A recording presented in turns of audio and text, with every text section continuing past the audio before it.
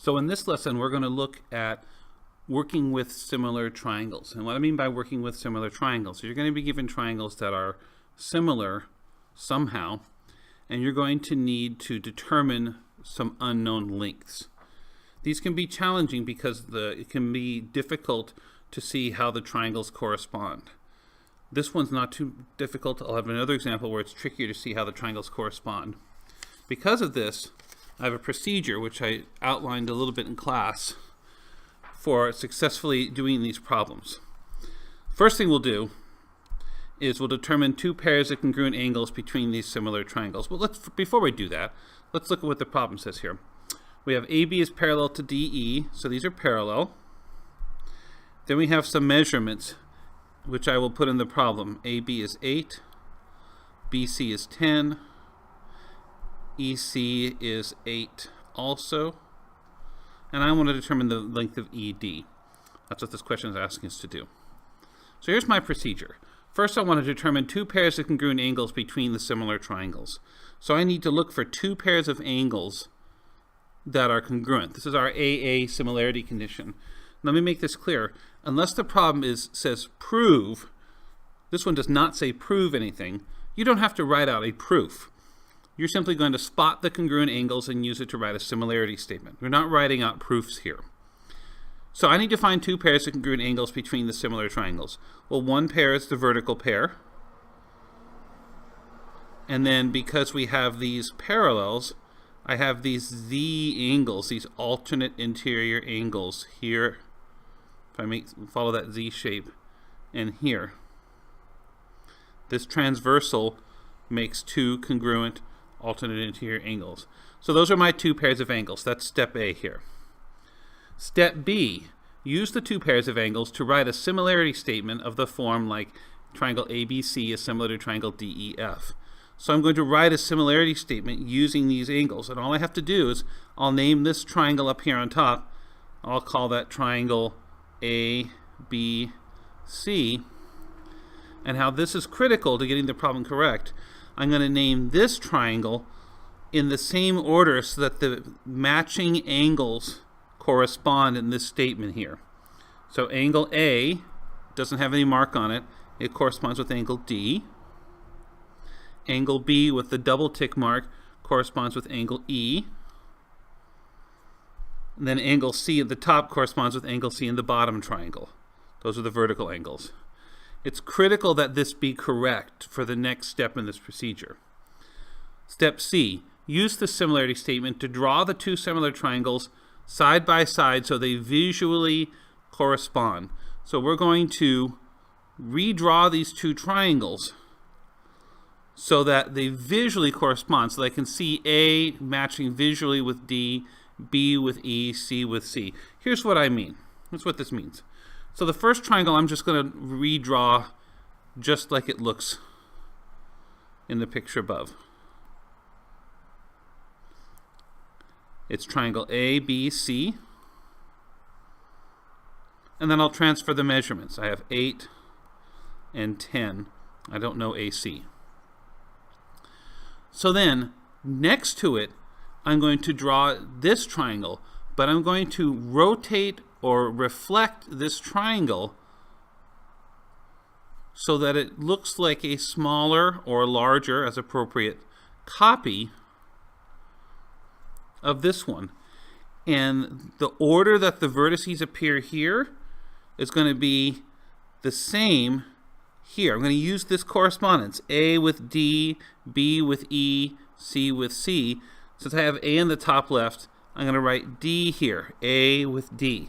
A corresponds with D. This is what I mean so that they visually correspond. You can see A is in the top left corresponding with D in the top left. B in the top right has to correspond with E. C has to correspond with C. So this means now when you transfer the measurements from here to here, that measurements are going to move around. So you're going to just look and say, okay, EC is 8. Well, EC is over here now, so I'll write 8 there. CD and ED are both unknown, so I'll just leave those blank for the time being. That's step C. And what this does is it makes it very straightforward to do the last step, set up proportions and solve them in order to find the requested lengths. So I'm asked for ED. This is my unknown. This is what I want to figure out. And because I've re-rotated these around so that they visually correspond, it's very straightforward to see the correspondence. The 10 corresponds with the 8 here, and the 8 corresponds with my unknown. That's a little bit harder to see here, and it'll be trickier. It'll be more difficult in the next example. So these correspond, so I can set up proportions. 10 over 8 has to be the same as 8 over my unknown length, which is DE. If I cross multiply this, I get 10 DE is 64, and then I divide by 10, and DE is 6.4. And that was the requested length, ED. Well, I'll call it DE. So that's an example of following this procedure. Let's look at a more challenging one, where it's trickier to see how things correspond. So, WYB is congruent to WAX. WYB is congruent to WAX, okay. And then I have these measurements that I'll put in the picture. WX is 12, XY is 10, WA is also 10. And I'm going to have to figure out AB. So let's go through my procedure. Determine two pairs of congruent angles between the similar triangles. Well, there's only two triangles in this picture. There's this little one here, and then there's the entire big figure. I'm given one pair. These aren't parallel, so I don't have any other pairs from the parallels. I do have this shared angle. This angle right here with vertex W is an angle of the small triangle. It's also an angle of the big triangle. Small triangle, big triangle. So that's my two pairs of angles. Use the two pairs of angles to write a similarity statement. Okay, so I'm going to name this little triangle, triangle WAX. And then I'm going to use the marked angles to write this triangle in this corresponding order. So W in the small triangle corresponds with W in the big one. That is the shared angle. A in the smaller triangle, the angle at A matches the angle at Y in the large triangle, and therefore the angle at X, which is this angle here, must correspond with B, the unmarked angles in each one. So there's my similarity statement. And again, it's critical that this be correct, or else the problem will blow up in your face because you won't be able to do part C correctly. Part C, use the similarity statement to draw the two similar triangles side by side so they visually correspond. So again, I'm going to take the smaller one. I'm going to draw it pretty much just as it looks in the original picture. Doesn't have to be perfect, but that's a copy of the smaller triangle. And then I'll transfer the measurements. 12, 10. And now I'm going to draw the bigger one so that it visually corresponds. So here's the bigger triangle. So I'm going to make it look like a larger copy of this smaller one. And this tells me how to label the vertices. W in the top left corresponds with W. A at the bottom corresponds with Y. X at the top right corresponds with B at the top right. So this is a reflected version of this triangle. So when I transfer the measurements, I have to look carefully. I can't just go, oh, the thing on the top is the thing on the top. This triangle's been flipped around. It's been reflected. So I need to look carefully what measurements are where. So if I see WB, WB is down here now. It's 10 plus this unknown length, which is the length from A to B. So this is 10 plus AB. YB is unknown. That's right here. So I'll just call that YB. And then W to Y is from here to here. That's this entire distance from here to here. It's the 12 and the 10 together. 12 plus 10 is 22.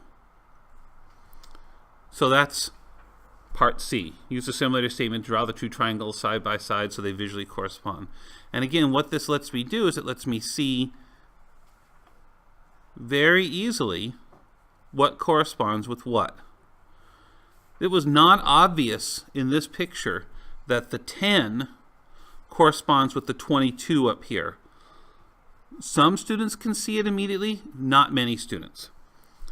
Down here, it's much more straightforward to see what corresponds with what.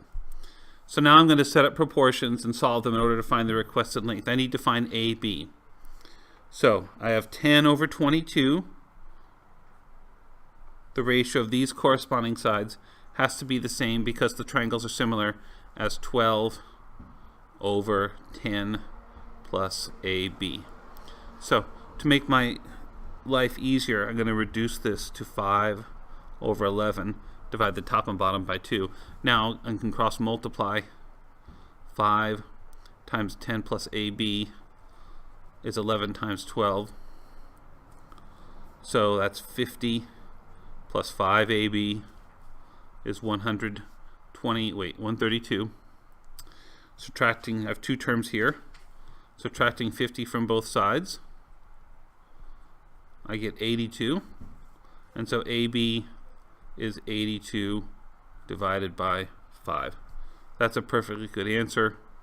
If you get your calculator out, it looks like it's 16.4. I think that's 16.4.